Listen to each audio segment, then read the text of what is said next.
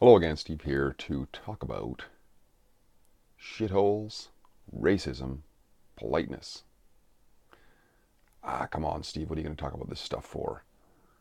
This is just clickbait, isn't it? Well, maybe it is.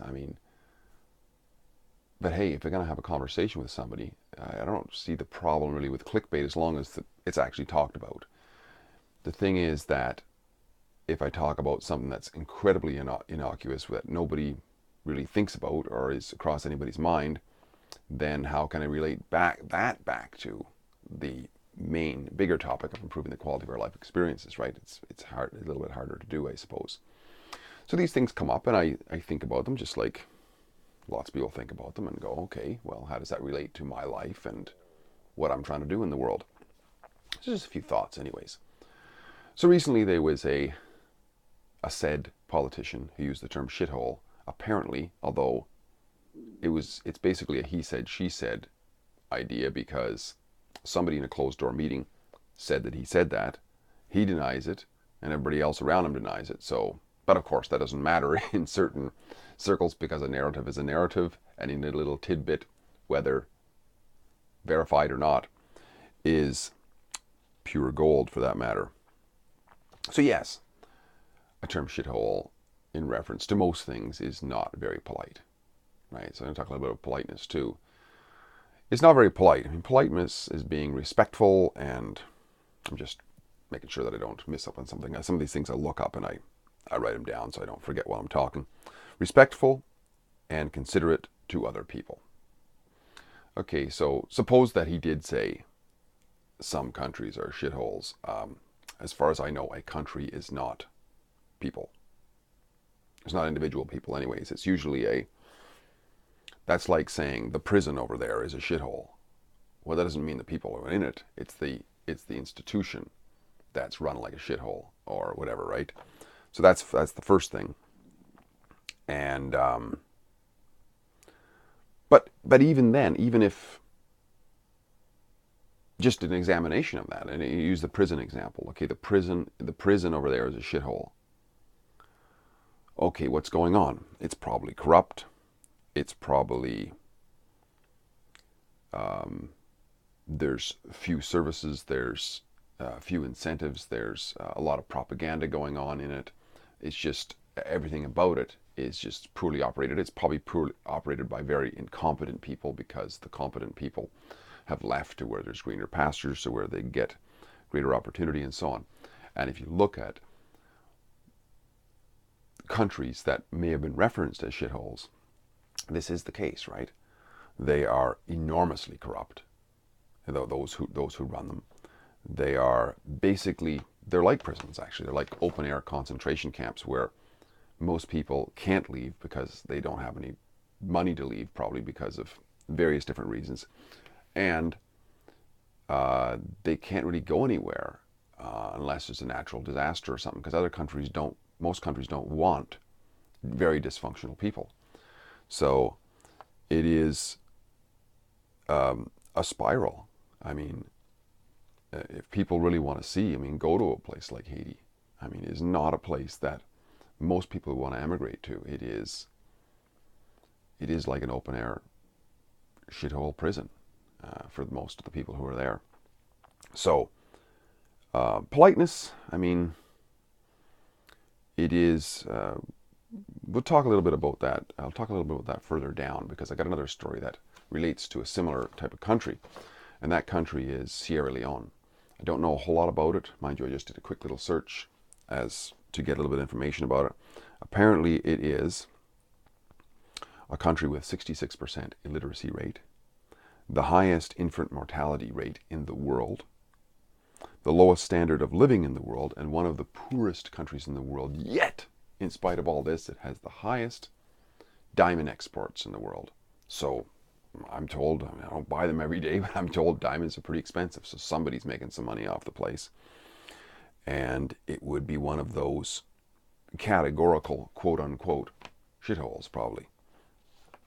In fact, I know a guy from there, and this is nothing against him or anything at all. I mean, I have conversations, get along with him quite well.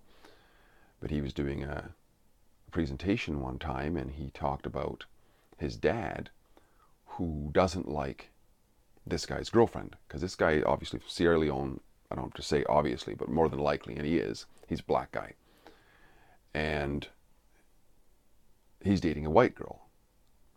His dad doesn't like it, and he was telling us this rather jokingly in the presentation. And then when he realized he said that, he said, "Oh, back up, my dad's not racist or anything." And of course, even if he was, that's okay, because blacks apparently are allowed to be racist, but whites shouldn't be. Well, it's not called racism, but, and I didn't have a chance to talk to him afterwards. When I thought about it, well, of course he's racist. I mean, and then I thought about it afterwards, and so what? What's that got to do with anything? I mean, racism inherently, I mean, this triggers a lot of people, but if we really think about things critically, we got to ask ourselves, what is wrong with racism? Maybe there is something wrong with it. I'm not saying. But okay, what's wrong with individualism? Right? Is it okay that you have your toothbrush and I have mine? That's individualism, right? We're identifying that we're different. Are we not told all the way through grade school and everything that we're all different? Is that we're told we're all unique, precious creations and so on? We are all different. Well, if we look at that, we are all different, right? And we all have our isms, like this is mine and that's yours, right? This is my body. I'm going to cover it up. You can't see it, but maybe for certain people anyways, I don't really care, but that much. And that's yours, right? And that's to be respected. That is to be respected. Well, and so if we go from that, this is the most important for most people, is their individual autonomy, right? What's the next most important level of relationship? It's family, right? So we take the family. It's like that stone that we drop in the water, right? Where it hits is the central point, and then everything ripples out from there. So the next closest relatives are the family. And generally, most people have an ism with regards, I could call it familyism. Familyism is more important, right? It's like the family doesn't need a passport to enter the house, but anybody else would, right? Because people get all upset about, oh no, putting up a wall is racist, or putting up this is racist. Well, we all do it. Everybody does it. Everybody has a key to the door of their house that the family can use, but nobody else can use it unless they have a passport. They must have a pass, an invitation or something like that to enter the domain of the family, right? And that's the basis of a nation, by the way. That is the basis of a race, for that matter. But a lot of these terms are a little weird. So you go from there to the tribe, and the tribe is the extended family. Aunts, uncles, cousins, and all of this. And people have a great affinity. It could be somebody, a cousin who you've known ever since you were a newborn, a young baby, right? All the way to a cousin that you hadn't met for 40 years, and all of a sudden they come in. Aha, there's that kinship, that part of the family. You're part of our family, cousin. You know what I mean?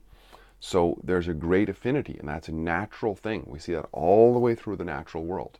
Great affinity, right? And then there's the nation. The nation is, that word actually comes out of, it's related to natal, like the birth. It's like a larger tribe. That's what a nation is. You know, you go to a place like Iceland, and pretty much that is a nation, because pretty much everybody there is actually related. And they have a great affinity towards one another. So when people come in, they're not part of that nation and never are. And certain places, they understand this, and it's talked about all the time. Places like Japan and Korea and so on, that you're never going to be Korean. You can move to Korea, you could get a Korean passport, but you ain't Korean. You know, if you could eventually get Japanese citizenship, you are not Japanese, right? I mean, you can pretend that you are, but you're not, because you cannot just change your genetics, just like you cannot become genetically part of somebody else's gene pool. That's not how it works. And this is what racism really is. But it's been given a bad name.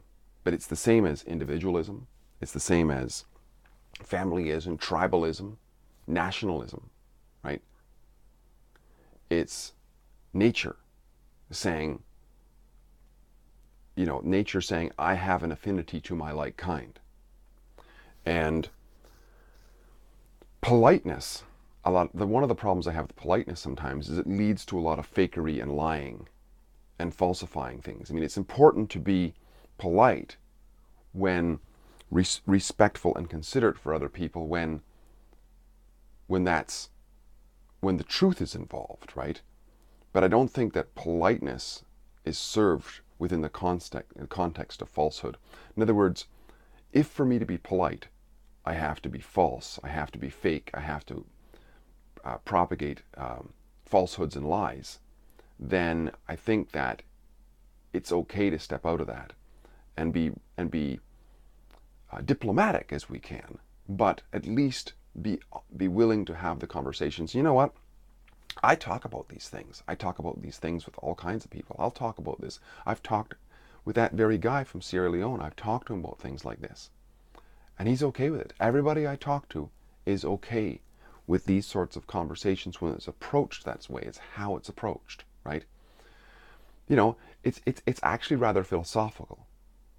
It's like working from the ground up, right? It's like we're all individuals, right? And we're all different. We're all told we're different. Then probably our families are a little bit different than everybody else's families, right? Our genetics are, the way we behave, the way we look, they see the similarities, right? And thus our tribes are going to be somewhat different than everybody else, right? We're going to be more similar to them than similar to other tribes. Our nations are going to be similar. And you see it, the more ethnically pure, you might say, to that lineage a nation is, the more they look similar and the more they look different than everybody else. When you get this homogeneity going on, then it's harder to tell. But you take people from Japan and Korea, or certain native tribes, they look similar to themselves, and they look very different than everybody else. And I mean, racism has been given a bad word, a bad name, Robert. But well, how is it any different than tribalism? How is it any different than familyism? How is it any different than individualism? We don't deny these things. We don't deny that, one family has a preference over the other family. They can be courteous to the other family, but they don't give every family the key to their house. No, because that's their house. That's for their kin, right? And they get along closest with them. Well, it's the same with races. We could call them races, we could call them tribes, we could call them whatever we want, whatever label we put to it. It's just different groups of people who are genetically intertwined and are more similar to each other. So yeah, when my friend's dad told him that, that he didn't like his son getting mixed up with this white girl, it's probably that he prefers that he gets mixed up with his own kind, right? Because there's greater level of trust there, or whatever it was. And yes, he's racist. But what I'm saying is, a lot of things that we use and we say and how we behave and so on can be used for good or for ill. I mean, sure, racism can be used for some very ill, and lots of examples of it, but not necessarily, because a familyism could be used for ill as well. If we misbehave to the neighbors just because they're not ours, that's not right either. If we misbehave other races just because they're other races, well, that's not right either. But the fact that there is a difference, and the fact that we have a preference for one versus the other, I would say there's nothing wrong with that. In fact, it's actually natural. So anyway, yes, I would agree that using the term shithole, if whether it was said or whether it wasn't, it definitely could be construed as disrespectful. It's not necessary. But I mean, it leads to a whole nother dialogue, basically, and it blows out a big dialogue, which is the difference in how we all are as human beings.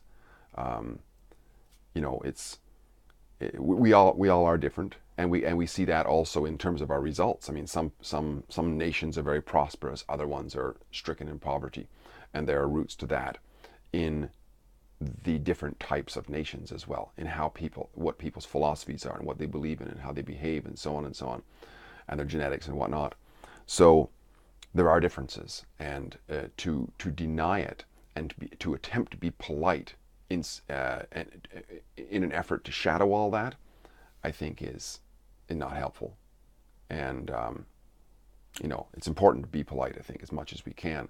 But if it's used at all costs, then it's not, I don't think it's helpful. Steve here again, great chatting. And hopefully this was helpful to say that, hey, you know what? Honesty is the most important. And be respectful and be polite in reference to that. Otherwise, we got to be careful about it. Talk again soon. Bye for now.